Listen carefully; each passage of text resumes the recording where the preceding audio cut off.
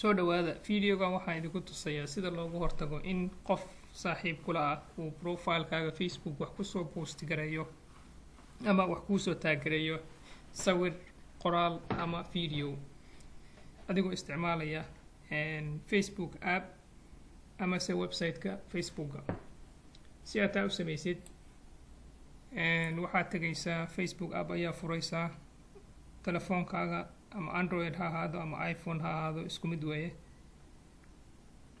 Markaad Facebook app ka fudhid waxaad tagaysaa menu-ga waxaad taabanaysaa ee Facebook-ga. Waxaad tagaysaa settings and privacy.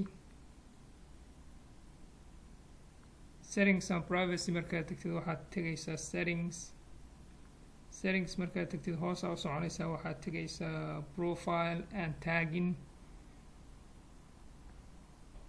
meesha ugu koreysa waxay ku oranaysaa who can post on your profile, macnaheedu yaa wax kusoo post gareyn kara profile-kaaga. haddaa kaa taabatid wuxuu ku siinayaa laba option.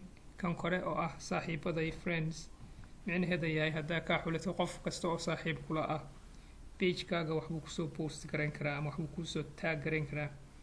laakiin haddaad xulatid only me, aniga keligay baa wax kusoo post gareyn kara, markaas qof awood u leh inuu Facebook page-kaaga ama profile-kaaga wax kusoo post gareeyo ma jiro aan adiga ka ahayn. marka si aan qof kale wax ugu soo post gareyn profile-kaaga waxaad xulataa only me. haddaad isticmaalaysid website-ka, markaa Facebook website waa isku mid. hadda waxaan isticmaalayaa Windows app oo Facebook-ga, laakiin iyo page-ka isku mid weeye. waxaad tegaysaa picture-ka ama profile-ka, sawirka profile-ka taabanaysaa. waxaad tegaysaa privacy and settings. waxaad tegaysaa settings.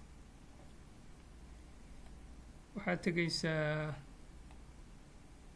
profile and tagging. option-kii aan horey idinku tusay waa kan ugu koreeya. markaas waa taabanaysaa, labadaas option buu ku siinayaa friends, only me. mar walba waxaad xulataa only me si aad uga hortagtid inuu qof wax kuusoo tag gareeyo.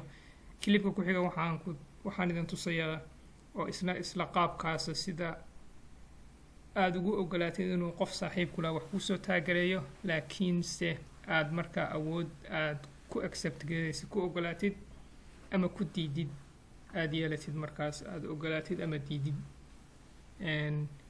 intuusan waxaas kusoo post gareyn ka hor.